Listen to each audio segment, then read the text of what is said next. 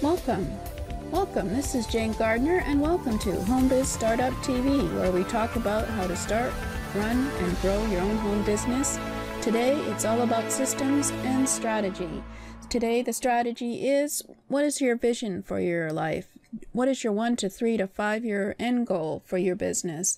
We look at how to develop your own goals for your 5th year plan. As well as on systems, we start looking at some of the systems you can build in your business, like computer organization, in order to save time and grow your business by saving your time and having more free time to grow your business by using systems. So hope you enjoy. Right now, it's all about your goals and visions for your business. Here we go. Your business is like a stream. It flows, it can trickle, it can change direction, it can surge, and it can get blocked, but it never can go back in time. So always move forward in your business. But in order to do that, of course, you need to have a strategy.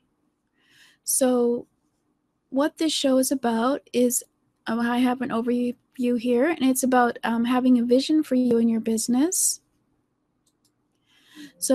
Getting goals for your business of 1 to 3 to 5 years, which we'll talk about today. And then we'll be talking later about you and your business plan. Once you've worked out your vision and your goals, you'll have a good idea of what your business plan might be, and then work it out. And then we'll wrap up. Maybe we'll interrupt occasionally with business trends in 2016. How some of the business trends that are coming on the internet may affect your strategy in the coming years for your business. I know that for some of you, you've probably not been on the internet very much, and it looks very complicated and everything. So it's always good to be aware of what the business trends are coming up every year.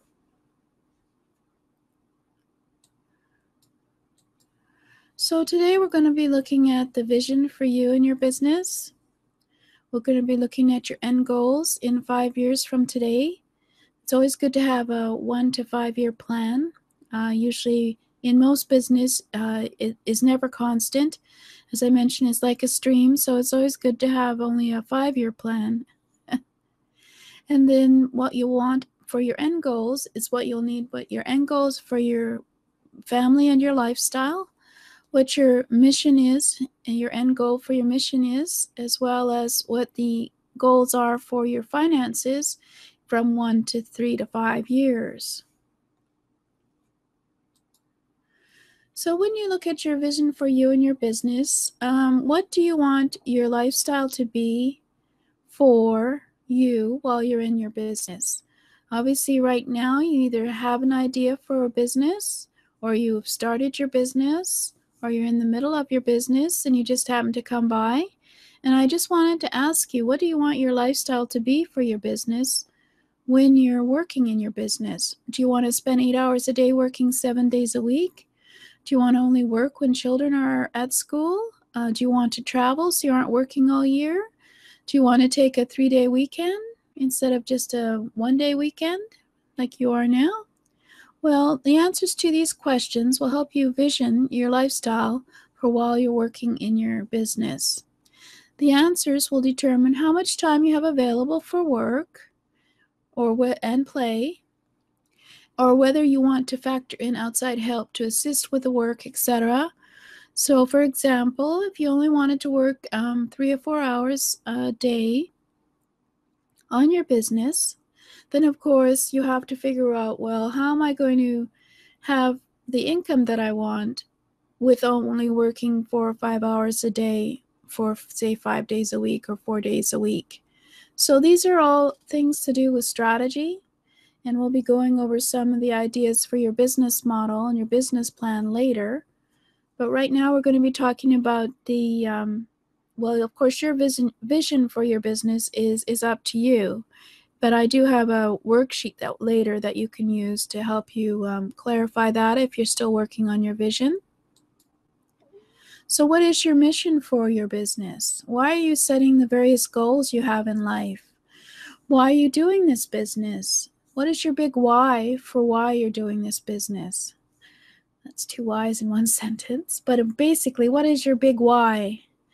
Is it more time with your family? Is that why you're doing this business? Is it more money for yourself? Is it just to own a business?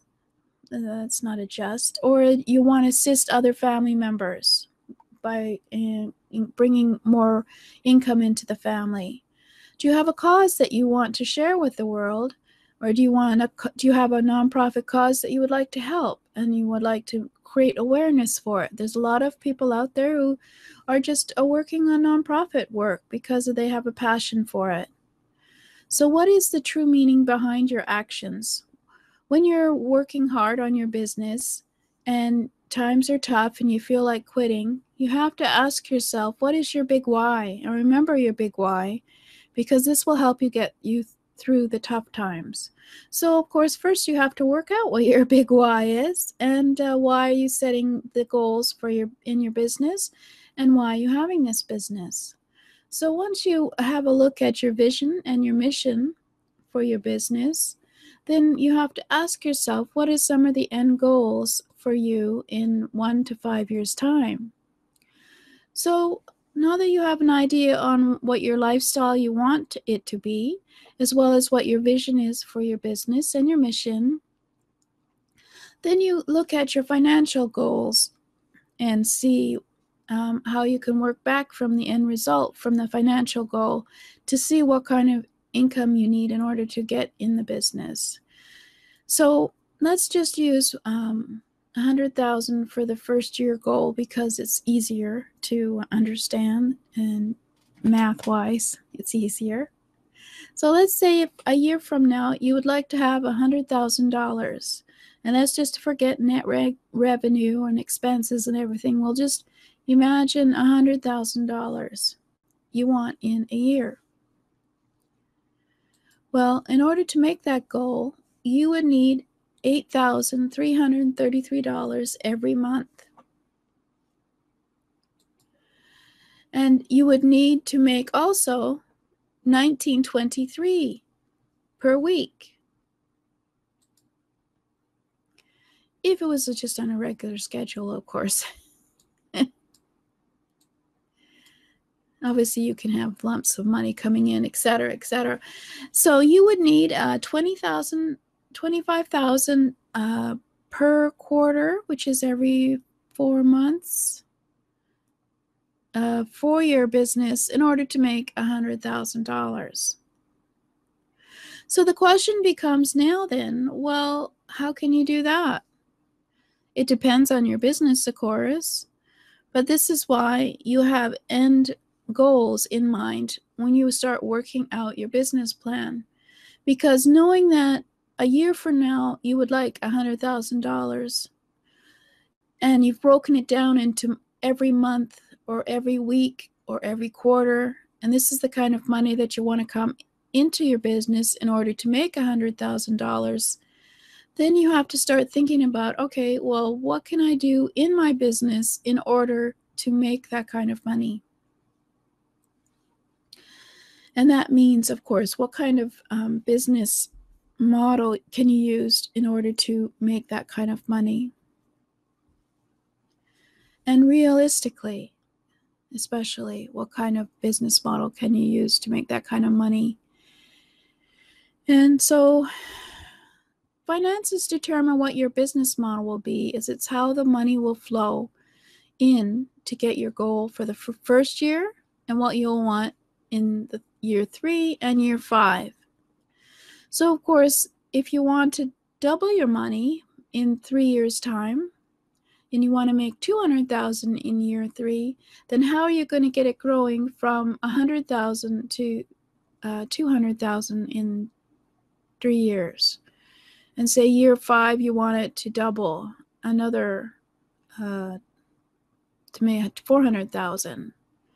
So you need to put down your goals for your finances for year 5, year 3, and year 1, and then go down from there from monthly goals to weekly goals. And some people even do daily goals, but a lot of the time your money doesn't flow in obviously on a regular basis. It comes in lumps. It comes in lumps. It comes in irregular, but it comes in, say, when you're doing a product launch, you make some money there in lumps. So we will look at various ways you can achieve your end goal financially next week. Because your business is like a stream. It flows, it can trickle, it can change direction, it can surge, and it can get blocked, but can never go back in time. So you're always moving forward in your business. So if you'd like to get the 1 to 3 to 5 year goal worksheet, you can go to http://jgtips.com/ssunday, and below the current episode will be the various trainings that I'll be having. So we're going to start out first with the Purpose, Vision, and Legacy worksheet. And on that, you'll be asking yourself, what is my personal mission statement? This one or more short phrases that help describe what you're trying to accomplish in your life. And then you have to ask yourself, what is my motivators and reasons why I'm doing this business? So write down one or more short phrases you can use to remind yourself why the above statements are your mission. And then, if I'm living up to my highest potential, other people would describe me as. So use this question as a daily checkpoint to see if your actions are in line with what you want the answer to be here. For example, people usually say that I am quite a good helper. So if I'm not helping people, am I living up to my highest potential when people do not perceive that I am doing that? So this is one reason I'm doing this show. And then what you'll do is you'll go and look at your major goals for your first year, your third year, and your fifth year, and see what they are going to be. So what is the objectives for the year? What is the things that you have to do for the year in order to get to your objective in a year? And also make a list of priorities for the year. So we'll be going over that a bit further next week with the 1 to 3 to 5 year goal worksheet. But then you can, of course, work back through to see how much you need to make monthly and daily. And then once you have this idea on what goal you want your income to be within the next year, you can start working on figuring out what kind of business plan model, or I would call it a business model actually, you can have in order to get the money that you want. So for those of you who want 500,000 in a year, then you have to work very hard or not work very hard, depending on the business model that you want to use to get to that value in a year. So we'll have a look at some of the business models and strategies you can use in order to get the money that you want in a year next week. And then from there, we'll probably go into a quick overview of designing your business plan in order to clarify for yourself what your strategy will be for the year, as well as clarifying for others if you're asking for support to set up your business at the beginning with funding from your family and friends, which is the majority of percentage of people who do fund businesses. Is usually your own savings or your family and friends, but that's for another discussion. Or if you wanted to go to the bank and see if they would loan you some money, we can do a quick business plan. So thank you for listening. This is Jane Gardner, and I want to, show you the sign-up sheet, I guess, again, as I've got to correct the link, which is http://jgtips.com/ssunday, SSUNDAY, and I have a W on the end, so hopefully you won't need that one as well, but maybe you do. It doesn't matter because I'll have it at both places. There'll be a place to sign up to subscribe, and you'll get the 1 to 3 to 5 year goal worksheet. From there, I think the next thing that I will be giving you is a monthly planner that you can use in your plan to work, as well as possibly sample business plan if that's what we're doing next week. But probably not. We'll probably be looking at various business models that you can use in order to get to the business that you want and the financial freedom of having your own business that you would like. So thank you for listening, and you can go and see the video recording at the same place, http://jgtips.com/Sunday. If you'd like to see this current program as well, there is a subscription there, I think, to get the worksheets. And in fact, I think it's on the sidebar as well at the moment, just because I wanted to see if I could do it. And it worked, but it's kind of big, so I might not have it on there for the next 3 weeks. So, but it will be below the episodes. All the worksheets and handouts will be below the episode. So see you next week.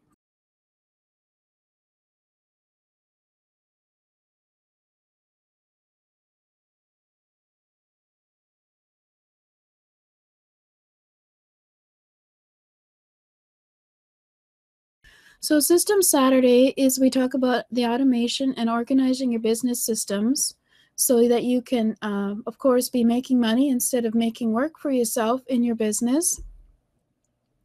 Being able to save time for yourself and your family by having some of your systems automated, as well as having a marketing system on automatic so you can spend more time with or get more clients and basically grow your business.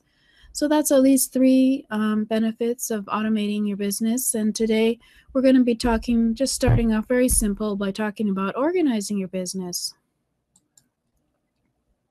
So for today, we're going to start off by talking about organizing your computer, and then we'll talk about organizing your business systems, tracking your finances, making sure you're on track, and automating or systematizing your marketing, and then automating your selling, and then tracking your clients, making sure that they're happy by tracking their journey, and some of the ways that you can use systems and software to do that, as well as to communicate with your clients.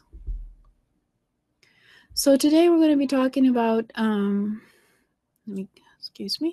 talking about the organizing your computer. Let's see where I've got it. Nope, not there. Not there either. I know it's not there. Okay, where did it go? It was there. It looks like I have to make it there. So we're going to play it on the wing. Actually, I have to leave the blank. So just hold on. I've got to capture it again. I think I went and put another slide over top. So we're going to be looking at a video about organizing yourself.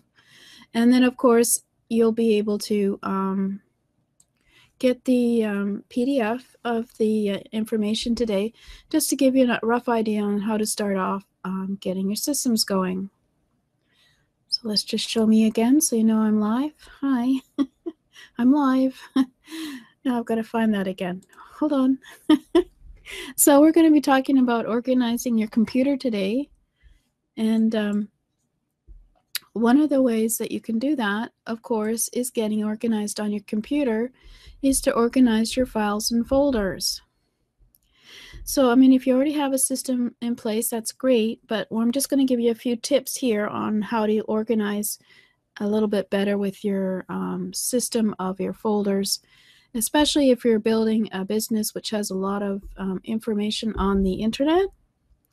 So, for example, I have a certain folder structure to keep all my website and domain details organized. So we'll be looking at it, and obviously it's always good to be organized because as these computers get larger and they're gigabytes of files and hard drive, sometimes it can be very hard to find things. So one of the ways I do that is to organize my websites by putting folders together and for my sites. And then inside of that, I have a list of a single domain, and I have all the information I need for that domain. So for example, I would have a folder for a domain, site domain 1, site domain 2, and inside that I'd have a backup and images and so any other information I need for that inside that's specific to that domain. So let's get in a little closer here. So we would do a backup and images and then site name, login, database, text information. So of course you always need to have at least 2 backups of your domain. There are various ways to back up your domain, but one of the ways you can actually put it onto your computer, and that would be another time to show that, obviously. And you should have a minimum of 2. So since my since most of my sites are WordPress, I have a database, and then I have files, and I get the backup to back up my database and my files at least twice. I keep 2 recordings of that. And then I put all the images for that site into one folder, so when I need them, I can go and get them again if I need it. And then you can also do folders within images of your Photoshop versus your JPEG versus your PSN, etc. Image versions, and then of course web sized versions as well. So that's one of the ways you can organize some of the information in your database. But then I also have a text file, because that is best for doing the type of information I need to put in. So for example, I've got a folder where I put in my various passwords and my login names and my the YouTube. So I've got my cPanel. Some of you may not have a cPanel. I know on one of my websites I don't use cPanels. And then FTPing login information. It's always good to have your host name, your password, and your username all together in one place, as well as any special coding you need to put into your computer for that domain only, all within one file. And that just happened to be for my wconfig file. As well, I have the main password and username to log into my WordPress site, and what version it is, and then the database, where that database is, what are my email addresses for that domain, and their login and name and password, as well as the email addresses. I have a Gmail account for just that domain, so I have the username and password for that, as well as security questions and answers for the Gmail account. And then, of course, I have a YouTube account for that Google account. And then I have a specific Google Analytics that I put into that domain. And I keep everything within one text file, which is in Notepad. So that's one way to make sure that everything is organized and you don't have to keep searching about where your username and password is. So it's always good to keep that organized together. And then, of course, you can always organize your other folders the same way. But in order to remember my passwords and usernames, some people use roboform.com, and then some people use, I've forgotten now, I've gotten blank. LastPass. and that would be another video as well. So you can organize your various other folders and put, say, purchases in a top folder, and then put all your various topics as folders below purchases. And then within the purchase topic, you could have a folder for each time you purchase something, the username and the password for that purchase, as well as when you purchased it, all within each folder, and have it according to topic, and that will keep you organized as to knowing when you purchased something and what the username and password was. Of course, you can also use LastPass and RoboForm to organize and keep your passwords and usernames, but it's always good to know when you bought something as well, and any other information you needed to know about the license for each purchase. And of course, it's all alphabetically in order, so that helps as well. So at the very least, you should at least start doing this, start organizing by alphabetizing your folders and keeping your username and passwords and any notes for each product in the same folder so that you can find it for later. And there's another thing you can do, of course. You can also go and use a hard drives, buy some extra hard drives to attach to your computer that you can use for backup, or you could use a thumb drive and backup on that. And then, of course, you could also use cloud-based drives and store backups there. And you can do a search for free cloud drive if you like. I use Amazon S3 as well as Dropbox, Google Drive. There's a variety of things that you can use, as well as having an extra hard drive on my computer. You can put your computer so that all the programs are on your C drive, and then you have all your backup on a G drive, and on the D drive you could have just your various reference materials or created materials on there. So that leaves your C drive to just be the program drive that your opens quicker because it's just got the programs to open and run. And so these are just some of the ideas that you can do for organizing your computer. But my main point here is that you have to have a backup set up somewhere on your computer in order to be able to recover your computer. And I suppose I should do one day on backups and the various choices that you can have. I can certainly tell you the stories about the problems of having not gotten a backup, but I do have various ways now to back up so I don't have that same problem where I may have lost some data before. So basically just do it, get it organized. I mean, that's going to save you time, which saves you money because you're not busy just always searching for something. So that was just a brief idea of how you could organize your computer. I find that the Notepad text document and putting all your login and usernames and passwords as you buy something or as you need it for each domain is useful, especially for reference, because there's no way that you could remember them all. And of course, one of the other ways, of course, is to use RoboForm or LastPass, one of these other password storage softwares. But basically, I would suggest that you consider getting organized especially with your username and passwords, because you can lose access to your domain and your website if you can't find what the username and password was. And also, of course, you need at least 3 username and passwords for any domain website that you have, especially WordPress, in case one of the username and passwords locks you out for some reason, whether it's accidentally changing it or something like that. You have 2 more that you can try and use to get access to the inside of WordPress website in order to get access, of course, and then get in there and add a new password and username.